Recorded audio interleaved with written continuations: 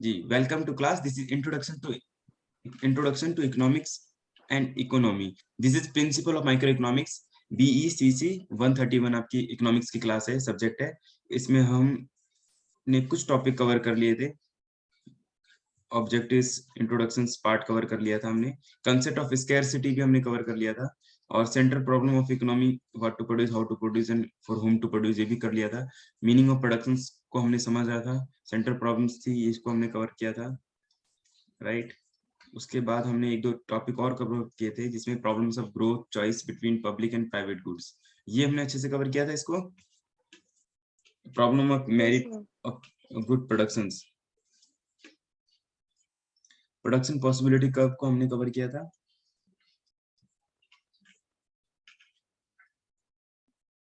ये हमने पिक्चर्स भी ड्रॉ करी थी, डायग्राम भी ड्रॉ किया था। कैरेक्टरिस्टिक्स, हाँ, कैरेक्टरिस्टिक्स वगैरह हम इसको नहीं कर पाए थे, है ना, क्योंकि एग्जाम Yes. में PPC से रिलेटेड ना अगर क्वेश्चन आता है तो या तो ड्रॉ का आता है या फिर आपका इसके कैरेक्टरिस्टिक्स को एक्सप्लेन करना होता है। काफी जब नॉर्मल हम समझ में तो आ जाता है, बट कैरेक्टरिस्टिक्स जब एक्सप्लेन करते हैं तो हम नहीं कर पाते। कनकेव होता है या कन्वेक्स होता है, स्लोप इसका डाउनवर्ड होता है ना, कैन, ये सब इसको रीड करना है आज। प्रियांशी जी, आपको नहीं करवाना है। Yes Yes, sir. जी, यहाँ से। Characteristics of PPC. A typical PP curve has two characteristics. First, downward sloping from left to right. It implies that in order to produce more units of one good, some units of the other goods must be sacrificed because of limited sources.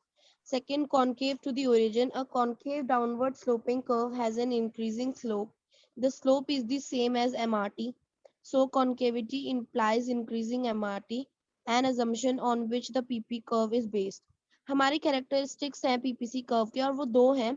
First आता है हमारा downward sloping from left to right, मतलब downward की तरफ slope करना left to right से। ये हमारा ये इम्प्लाई करता है कि produce more units of one good, एक यूनिट की हमने ज्यादा यूनिट को प्रोड्यूस कर दिया है और जो अदर गुड्स हैं उसकी कुछ यूनिट्स प्रोड्यूस की गई हैं या सेक्रीफाइस की गई हैं, तो इसलिए वो left to right downward slope कर जाता है। सेकेंड हमारा आता है कॉनकेव टू दी ओरिजिन, जो हमारा कॉनकेव हो ओरिजिन के। A concave downward sloping curve has an increasing slope. जो हमारा कॉनकेव डाउनवर्ड स्लोपिंग कर्व होता है उसका एक इंक्रीजिंग स्लोप होता है, बढ़ता हुआ स्लोप होता है। The slope is the same as MRT, वो स्लोप एमआरटी के बिल्कुल सेम होता है जैसे एमआरटी का स्लोप होता है। सो कॉन्केविटी इम्प्लाइज इंक्रीजिंग एमआरटी, जो हमारी कॉन्केविटी है वो ये इम्प्लाई करती है कि जो हमारा एमआरटी है वो इंक्रीज हो रहा है। assumption on which the PP curve is based, जिस assumption पे हमारा जो PP curve है वो based होता है। Can PP curve be a straight line, क्या हमारा जो PP curve है वो straight line हो सकता है? Yes, if we assume that MRT is constant, that is slope is constant. अगर हम ये मानते हैं, अगर हम ये assume करते हैं कि हमारा MRT constant है, जिसकी वजह से जो हमारा slope होगा वो भी हमारा constant होगा। When the slope is constant, the curve must be a straight line. जब हमारा अगर slope है वो constant होगा, उसमें कोई number नहीं होंगे, बिल्कुल सीधा होगा, तो जो हमारा curve होगा वो बिल्कुल सीधा बनेगा, बिल्कुल straight line बनेगी। But when is MRT constant, लेकिन हमारा एमआरटी कब कांस्टेंट होता है? It is constant if we assume that all the resources are equally efficient in production of all goods. वो तब कांस्टेंट होता है अगर हम हम जब अज्यूम करते हैं कि हमारे जो सारे रिसोर्सेज हैं वो इक्वली एफिशिएंट है प्रोडक्शन ऑफ ऑल गुड्स के लिए, मतलब सारे गुड्स के लिए एफिशिएंट प्रोडक्शन हो रही है, तब वो एमआरटी जो है वो कांस्टेंट होगा। Note that a typical PP curve is taken to be a concave curve because it is based on a more realistic assumption that all resources are not equally efficient in production of all goods. हम ये note करते हैं कि जो हमारा typical PP curve है उसको हमने concave curve लिया है क्योंकि because it is based on a more realistic assumption, वो हमारे ज्यादा realistic assumption के ऊपर based है, that is all resources are not equally efficient, जिसमें हमारे जो सारे resources है वो equally efficient नहीं है all goods के लिए, production के लिए।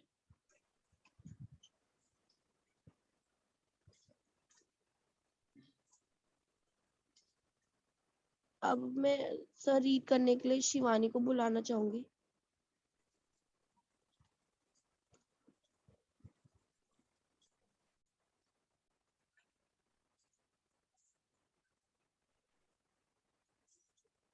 Yes sir. सर यहाँ से रीड करना है डज प्रोडक्शन। हाँ, यहीं से रीड करना है।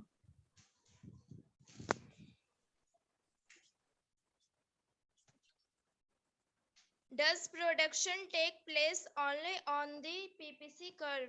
Yes and no both. If yes, if the given resources are fully and efficiently utilized. No, if the resources are underutilized or inefficiently utilized or both. Refer to the figure 1.3 on point F, and for that matter on any point on the PP curve AB, the resources are fully and efficiently employed on point U below the curve or any other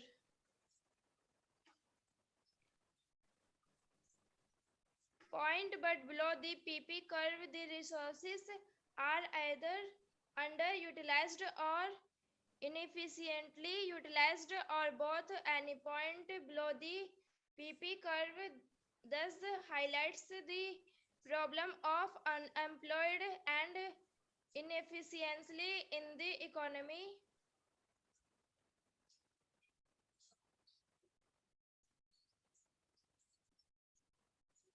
Can the PPC curve shift? Yes, if resources increase, more labor, more capital, good, goods, better technology, all means more production of both the goods. A PP curve is based on the assumption that resources remain unchanged. If resources increase, the assumption breaks down and the existing PP curve is no longer valid. With increased resources, there is new PP curve to the right of the existing PP curve.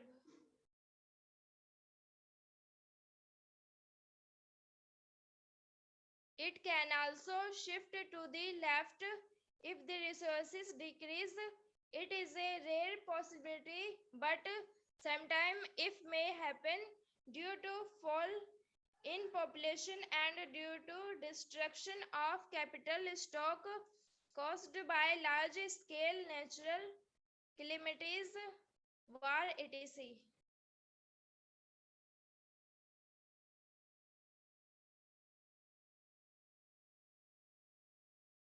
Sir ऊपर कर दीजिए, समझाना है।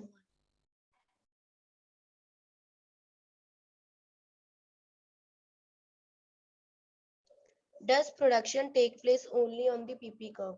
अब बोल रहे हैं कि क्या सिर्फ प्रोडक्शन PP कर्व में होती है? Yes and no. Yes भी है और no भी है, both है। Yes if the given resources are fully and efficiently utilized.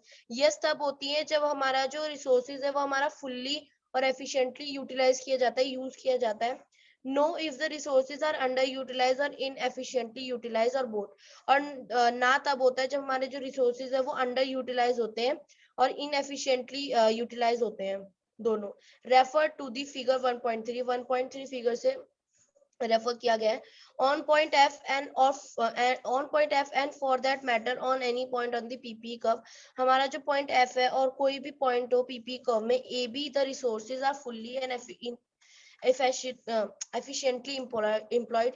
जो हमारा ए बी पॉइंट है उसमें क्या बताया गया है कि जो रिसोर्सेज है वो फुल्ली और एफिशिएंटली एम्प्लॉयड है।